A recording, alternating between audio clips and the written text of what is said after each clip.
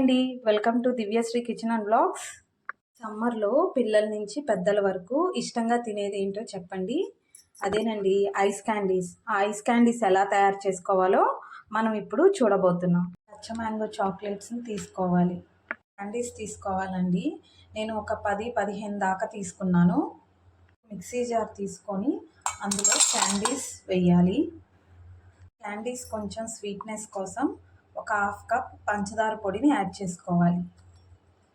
పంచదార పొడి అనేది మీ టేస్ట్ని బట్టి యాడ్ చేసుకోండి. ఈ రెండింటిని ఫైన్గా పౌడర్గా చేసుకోవాలి కదండి. ఇలా బాగా పౌడర్ చేసుకోవాలి. స్టవ్ ఆన్ చేసి ఒక గిన్నె పెట్టుకోవాలి. 2 కప్స్ వాటర్ యాడ్ చేయాలి.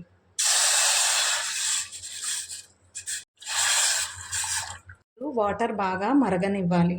వాటర్ బాగా మరిగాక ముందుగా మనం మిక్సీ చేసుకున్న క్యాండీ పౌడర్ని 1 కప్ యాడ్ చేయాలి. పౌడర్ యాడ్ చేశాక పౌడర్ బాగా మెల్ట్ అయ్యేదాకా మీడియం ఫ్లేమ్లో కలుపుకుంటూ ఉండాలి.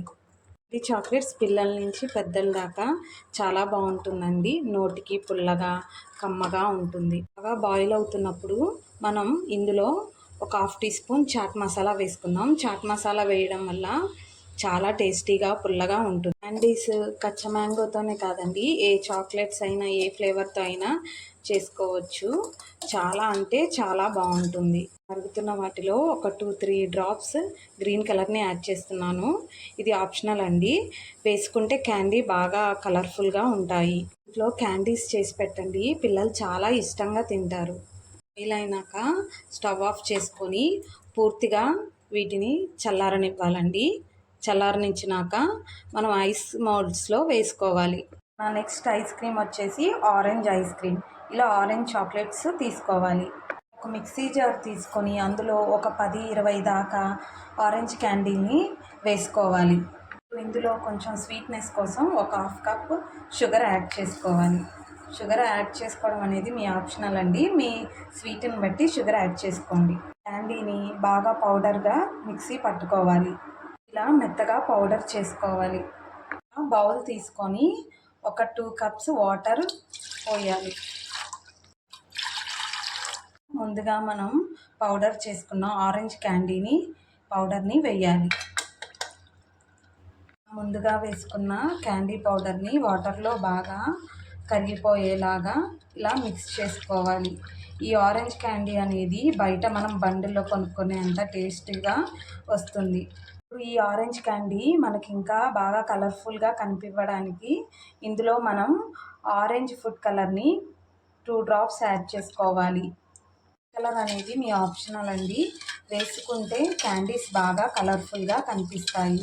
ఇప్పుడు ఇలా బాగా కలపాలండి మెల్ట్ అయ్యేంత వరకు. ఇలా ఐస్ క్రీమ్ మౌల్డ్స్ తీసుకోవాలండి. ఇవి అన్ని సూపర్ మార్కెట్లో దొరుకుతుంది. ఇవి కనుక లేకపోతే నార్మల్ గ్లాసెస్లో కూడా వేసుకోవచ్చు. చాక్లెట్ లిక్విడ్ పూర్తిగా చల్లారిపోయిందండి. ఇప్పుడు ఈ లిక్విడ్ మనం తీసుకొని మౌల్డ్స్లో వేసుకుందాం. ఇలా మౌల్డ్స్లో ట్రాన్స్ఫర్ చేసుకున్న ఐస్ క్రీమ్ని మనం రిఫ్రిజిరేటర్లో ఒక 8 అవర్స్ పెట్టాలి. చిన్న టిప్ చెప్పబోతున్నానండి. అదేంటంటే మనం మౌల్డ్స్లో చెక్క ఐస్ స్టిక్స్ పెట్టుకుంటాం కదా, అప్పుడు పెట్టుకున్నప్పుడు పైకి లేస్తుంది కదా, అవి లెగవకుండా ఉండాలంటే ఈ టిప్ పాటించండి. ఇలా ఐస్ స్టిక్స్ని వాటర్లో వేసి ఒక 10-15 నిమిషాలు ఉంచి తర్వాత మౌల్డ్స్లో వేస్తే ఐస్ స్టిక్స్ అనేవి లెగవకుండా ఉంటాయి. క్యాండీస్లో ఐస్ క్రీమ్ పుల్లల్ని పెట్టాలండి. 10 నుంచి 10 గంటల పాటు ఫ్రిడ్జ్లో ఫ్రీజ్ చేసినాక క్యాండీస్ బయటికి తీస్తే క్యాండీస్ రెడీ అయిపోతాయి. వాటి నుంచి అన్లోడ్ చేయడానికి కొంచెం వాటర్ తీసుకొని వాటర్లో ఇలా డిప్ చేస్తే ఐస్ క్రీమ్ లూజ్గా బయటికి వచ్చేస్తుంది. ఇది చూసారుగా ఎంత పర్ఫెక్ట్గా రెడీ అయిపోయిందో ఐస్ క్యాండీస్. ఈ వీడియో కనుక మీకు నచ్చినట్టయితే లైక్ చేయండి, షేర్ చేయండి, కామెంట్ చేయండి అండ్ సబ్స్క్రైబ్ చేయండి. Thanks for watching my video.